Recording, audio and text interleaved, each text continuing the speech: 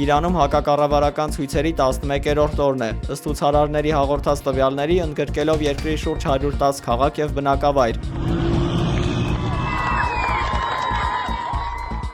Ակտիվիստների պնդմամբ Թեհրանի մեծ շուկայում և տնտեսական այլ կենտրոններում իրականացվող գործադուլները կաթվածահար են արել առևտրային գործունեությունը, մինչդեռ պաշտոնական Թեհրանը հայտարարում է երկրում բնականոն կյանքը վերականգնելու և անկարգությունները կանխելու միջոցառումների մասին։ Արևմտյան նահանգներից ստացվող տեղեկությունների համաձայն Աբդանան և Մալեքշահ քաղաքներում տեղի են ունեցել սուր բախումներ։ Ցուցարարները հայտնում են ուժայիների նահանջի մասին, սակայն պաշտոնական աղբյուրները շեշտում են իրավապահ մարմինների վերահսկողության առաջնահերթությունը։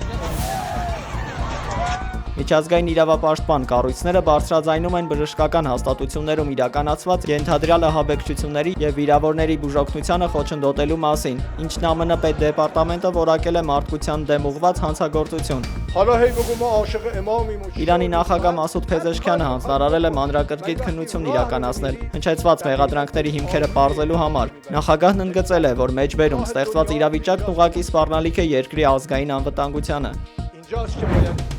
Քուրդիստանի ազատության կուսակցության առաջնորդ Հուսեյն Յազդան Փանան կոչ է արել սուննի քրդերին ապստամբել ի պաշտպանություն Իրանի շիաբնակ շրջաններում բողոքող իրենց հայրենակիցների։ Իրավիճակի սրմանը զուգընթաց Քուրդիստանի ազգային բանակը հայտարարել է զինված գործողությունների պատրաստակամության մասին։ Սուննիաբնակ շրջաններում սկսված ցույցերը վկայում են տարբեր դավանանքի քրդական համայնքների միջև ձևավորվող աննախադեպ համերաշխության մասին։ Հունվարի 5-ին քրդական առաջատար քաղաքական ուժերը բարձր մակարդակի հանդիպում են անցկացրել, նպատակ ունենալով համակարգել ջանքերը և սատարել Իրանում ընթացող համաժողովրդական շարժմանը։ Հանդիպման արդյունքում որոշվել է մշակել միասնական ճանապարհային քարտեզ քրդական ազգային շարժումն ամրապնդելու և բռնաճնշումներին համատեղ դիմակայելու համար։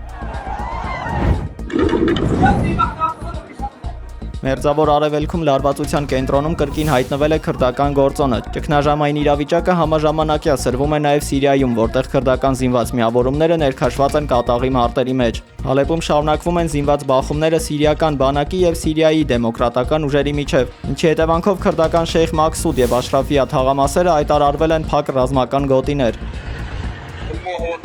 Բնակելի շրջանների, այդ թվում Նոր Գյուղի և Սրյանի ռմբակոծությունների ֆոնին սկսվել է խաղաղ բնակչության զանգվածային տարհանում համեմատաբար ավելի անվտանգ շրջաններ։ Չնայած մարդասիրական միջանցքների բացմանը հաղորդվում է Ալ-Զոհուր փողոցի թիրախավորման մասին, իսկ կողմերը միմյանց մեղադրում են քաղաքացիական անձանց տեղաշարժը խոչընդոտելու մեջ։ Ռազմական գործողությունների պատճառով Հալեպում դադարեցվել է կրթական և պետական հաստատությունների աշխատանքը, իսկ օդանավակայանի թռիչքները չեղարկվել են 24 ժամով։ Ըստ նախնական տեղեկությունների, բախումների հետևանքով տասնյակ զոհեր և վիրավորներ կան, սակայն հայերի շրջանում կորուստներ չեն արձանագրվել։ Հալեպում Հայաստանի գլխավոր հյուպատոսությունը շարունակում է աշխատել բնականոն ռեժիմով և ծառայություններ է մատուցում քաղաքացիներին։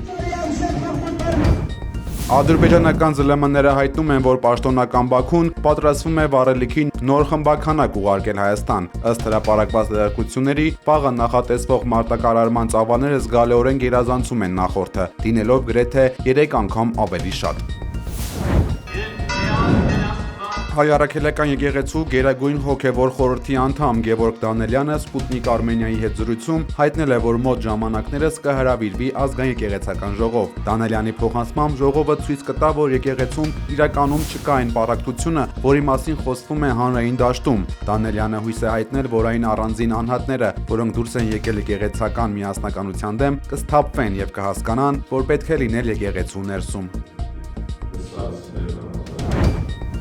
Հայոց եկեղեցու պահպանության համահայկական խորհուրդը հայտարարություն է տարածել վերջին օրերի իրադարձությունները որակելով որպես բացահայտ պատերազմ հայ առաքելական Սուրբ եկեղեցու եւ ազգային ինքնության դեմ։ Խորհուրդը պնդել է, որ Նիկոլ Փաշինյանի եւ մի խումբ հոգեվորականների կողմից ստեղծված համակարգող խորհուրդը հակականոնական եւ հակասահմանադրական հեղաշրջման փորձ է, որի նպատակը եկեղեցին կառավարությանը կից գրասենյակի վերածելն ու կաթողիկոսի ինստիտուտը զորոյացնելն է։ Հայտարարության մեջ իշխանության գործողությունները բնորոշվել են որպես հոգևոր ահաբեկչություն եւ պետական դավաճանությանը հավասարազոր քայլ։ Հայոց եկեղեցու պահպանության համահայկական խորհուրդը առանձնակի դատապարտել է այն հոգևորականներին, ովքեր միացել են այս նախաձեռնությանը, մասնավորապես Շվեյցարիայի թեմի առաջնորդական տեղապահ Տեր Գուսան ծանրագույն վարդապետ Ալճանյանի արարքը որակելով որպես հուդայական դավաճանություն։ Հայտարարությամբ հստակ պահանջ է ներկայացվել Նիկոլ Փաշինյանին եւ նրա վարչախմբին ձեռք քաշել եկեղեցուց եւ դադարեցնել պետական լծակների կիրառումը հոգևոր կառույցի այցի դեմ։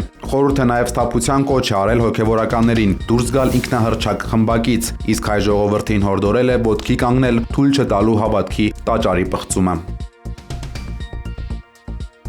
Իտալիայում ընթացող Տուր դե Սկի մրցաշարի ժամանակ հայ դահուկորդ Միքայել Միքայելյանը տուգանվել է այն բանից հետո, երբ կպչուն ժապավենով փակել է իր մարզահագուստի վրա գրված ադրբեջան գրությունը։ Մարզիկը ազատության հետ զրույցում պարզաբանել է, որ հանդերձանքը ստացել է մեկնարկից ընդամենը 2 ժամ առաջ եւ տեսնելով իր հայրենիքի նկատմամբ ագրեսիվ տրամադրված երկրի անունը, որոշել է, որ սեփական արժանապատվությունը վեր է միջազգային ֆեդերացիայի հովանավորչական կանոններից։ Այս միջադեպին այսօրվա ասուլիսի ժամանակ անդրադարձել է ԿԳՄՍ նախարար Ժաննա Անդրեասյանը, ով սակայն զերծ է մնացել մարզիկի արարքին ուղիղ գնահատական տալուց կամ այն արդարացնելուց։ Սպորտը պետք է լինի սպորտի մասին եւ կարեւոր է, որպեսզի մենք մարզական հրապարակում մրցման ժամանակ հնարավորինս հետևենք արդար ազնիվ սպորտի բոլոր կանոններին։ Մեր երկիրն էլ նախաձեռնել է մի քանի կարևոր կոնվենցիաների վավերացում միջազգային այս ուղղությամբ եւ կարեւոր եմ համարում, որ այդ բոլոր կանոնները առաջին հերթին պահպանվեն մասնակցող բոլոր կողմից։ Վարչապետ Նիկոլ Փաշինյանը առողջապահության նախարար Անահիտ Ավանեսյանի եւ Երևանի քաղաքապետ Տիգրան Ավինյանի հետ այցելել է շտաբօգնության ծառայություն, զննել նոր գնված շտաբօգնության մեքենաները եւ ծանոթացել շտաբօգնության ծառայության նոր հնարավորություններին։ Քաղաքացին զանգելով 103, եթե ինքը չի կարող կողմնորոշվի, թե ինքը որտեղ է գտնվում, մենք իրան կարճ հաղորդագրություն ենք ուղարկում, ինքը ընդհանրապես սխմելով այդ կարճ հաղորդագրության վրա մենք իրան ավտոմատ արդեն տեսնում ենք, թե ինքը որտեղ է։ Սարերում կլինի, ձորերում կլինի, մենք իրան գտնենք արդեն քարտեզի վրա կոնկրետ տեղը իրան կտեսնենք։